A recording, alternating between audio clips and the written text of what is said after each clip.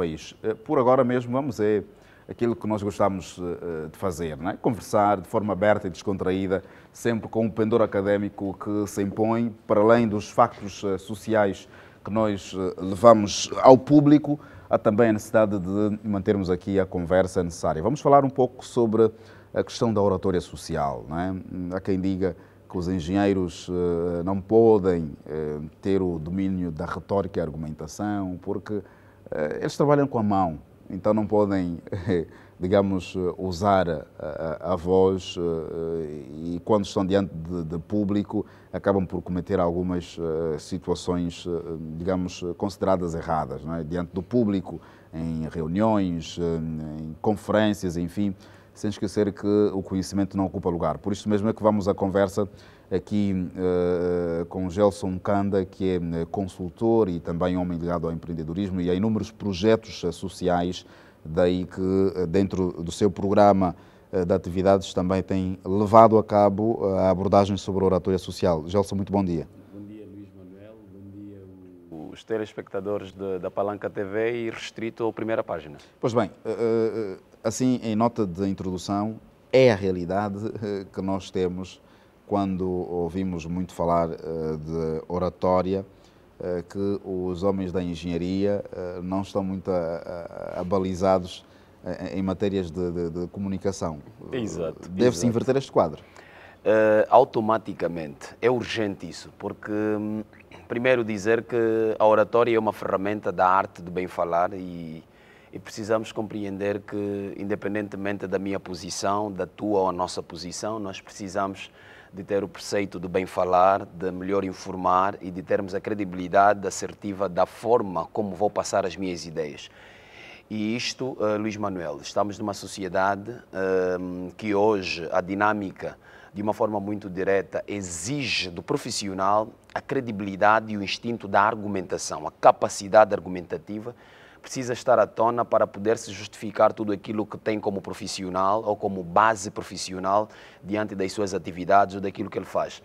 E isto, por exemplo, em algumas pesquisas denotou-se que em tempos passados era um preceito que não era obrigatório, por exemplo, mas hoje já dá-se a volta a isso e é um quesito de obrigatoriedade em podermos conhecer as técnicas de argumentação, a inclusão do procedimento e articulação e mesmo até o domínio do conceito gramatical. Afinal de contas, todo engenheiro, todo contabilista, todo jurista, todo gestor, independentemente da sua área de atuação, o que ontem era exigido apenas para os jornalistas, os técnicos de publicidade, marketing e outras, hoje é uma obrigatoriedade para todo mundo. E quando eu me cinjo em todos, é na vertente de podermos aqui analisar que cada um de nós posiciona-se na ideologia e no conceito de informar, passar alguma ideia, seja lá o que for, seja no local formal, numa sala de aula ou fora de uma sala de aula, nós temos que ter a capacidade de preparar a nossa sucessão. E quando falo da nossa sucessão, eu viro-me de uma forma muito criteriosa aos engenheiros, por exemplo. Nós temos ajudantes, temos auxiliares e estas pessoas precisam, obviamente, emanar aquilo que nós estamos a fazer de forma argumentativa, de forma clara, para que eles consigam corresponder à expectativa daquilo que nós estamos a ensinar. E imagina um engenheiro que não consegue passar o processo do seu conhecimento de forma verbal.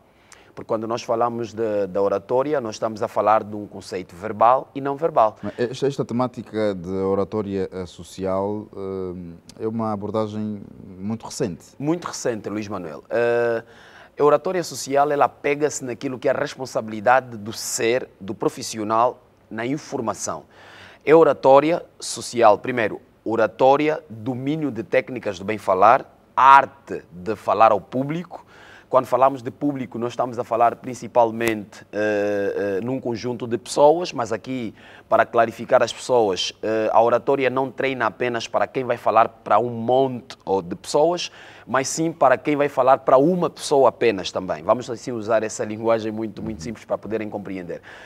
É necessário que cada um de nós consiga ter a retórica, a inclusão fluida da comunicação E aqui a forma assertiva é mesmo conhecer aquilo que vais falar e aquilo que vais discorrer durante uma apresentação, durante um discurso.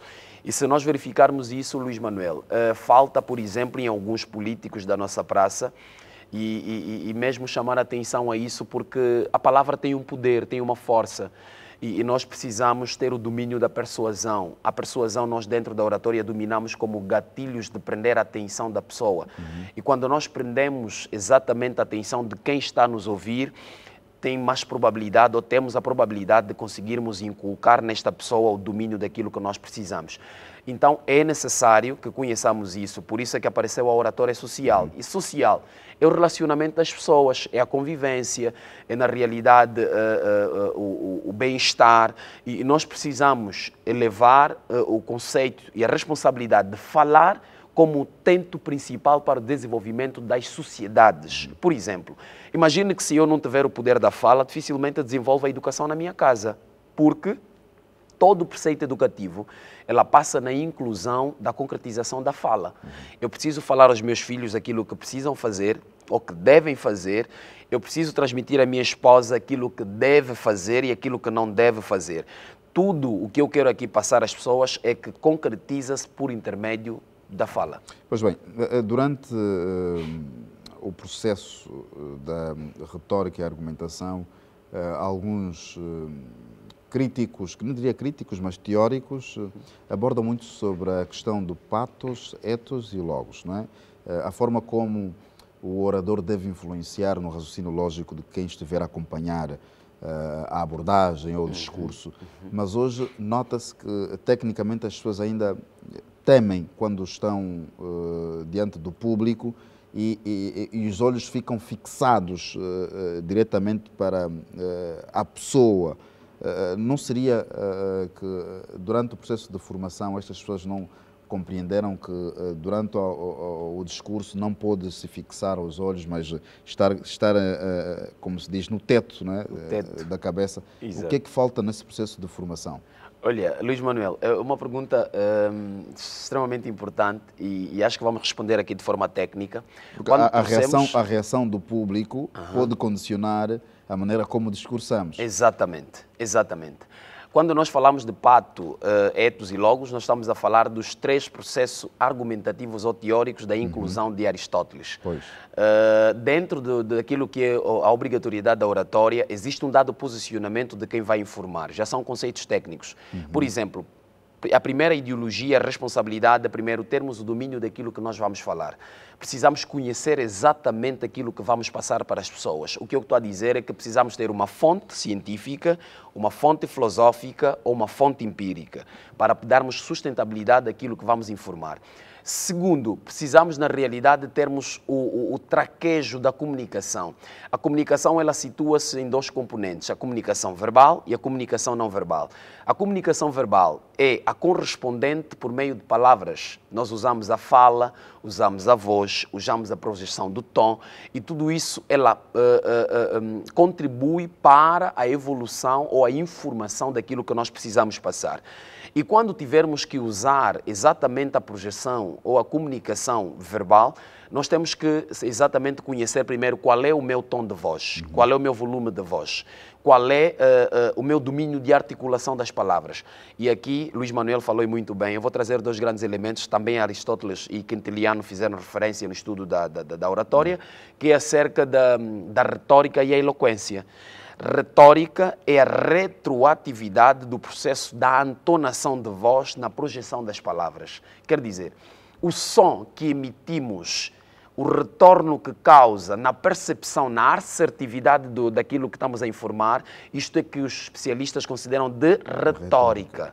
Eloquência é o tratamento, eu tenho dito assim aos meus formandos, é o tratamento das palavras. Por exemplo... Ali o domínio das normas gramaticais. Gramaticais. Precisamos utilizar as consoantes, as terminantes, as conclusivas, dentro daquilo que é o pressuposto da argumentação. Por exemplo, nós temos hoje a febre da utilização de algumas conclusivas de forma errônea, como, por exemplo...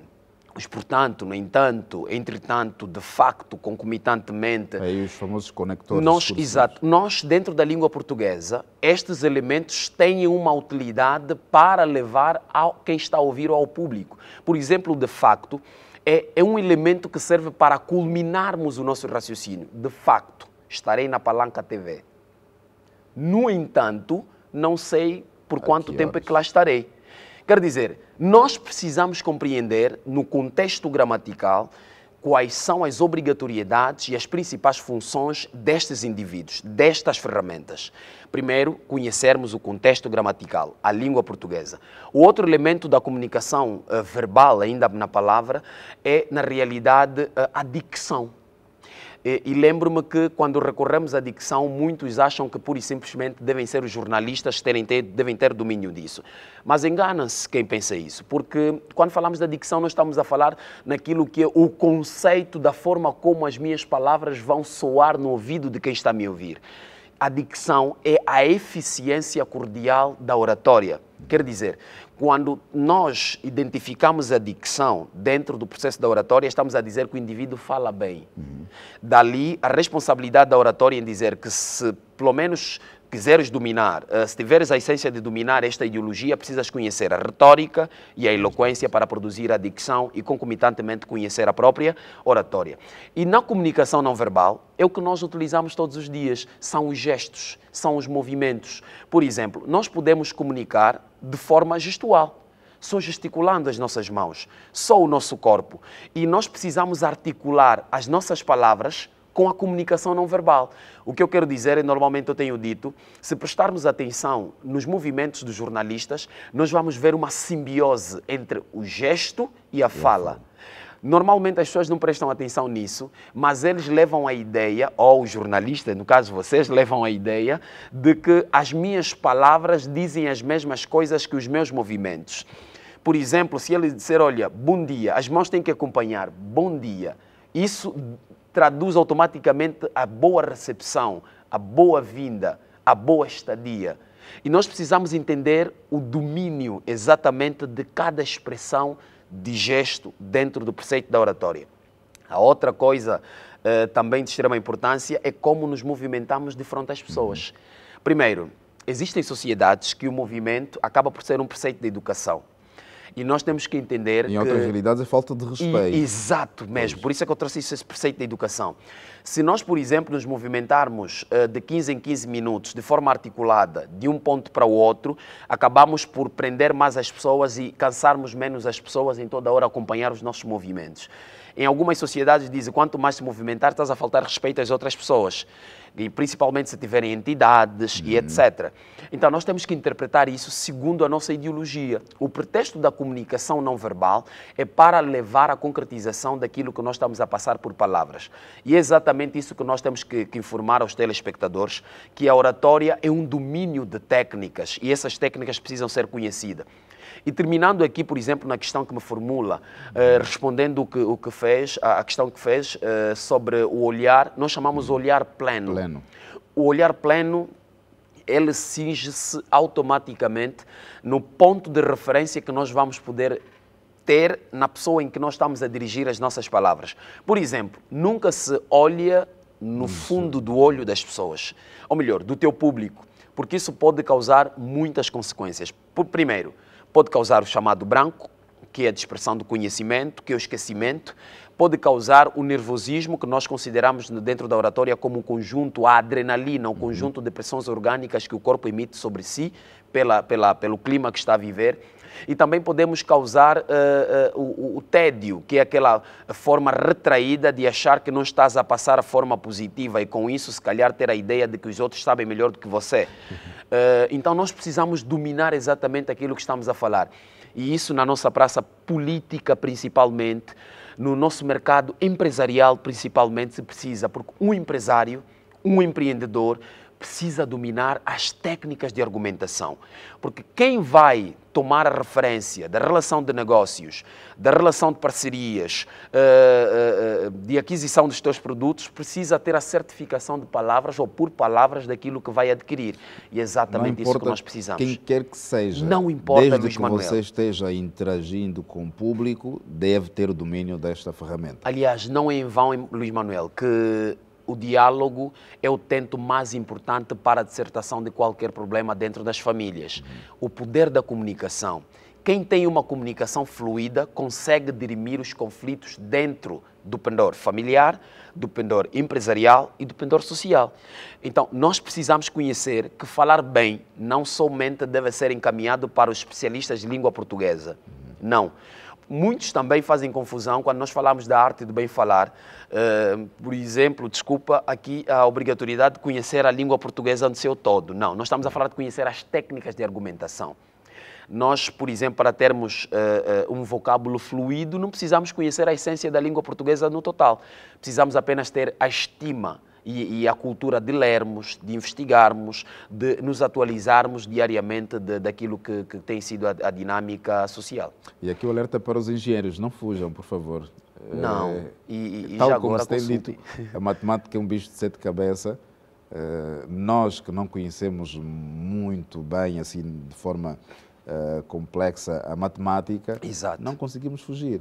Não é? Então, ainda assim enfrentamos cabeça erguida. Então também pode enfrentar a língua portuguesa. A questão da oratória é essencial, é fundamental, e tal como fez menção aqui Gelson Kanda, para você interagir com o público, ter aquela alternância, sucessão, é necessário ter um poder argumentativo, não é? Um poder de comunicação.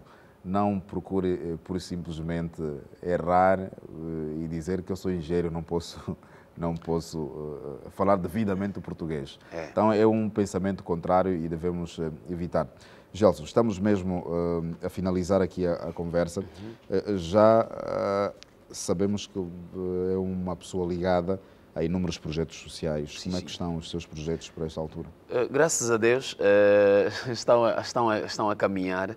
Eu gostava só aqui de abrir um parênteses antes de dizer que já agora, por exemplo, no dia 23 começa a primeira turma de oratória e comunicação para empresários, para políticos, para empreendedores, para engenheiros, para todo profissional que queira, na realidade, expandir a sua visão de argumentação, de negócios e etc.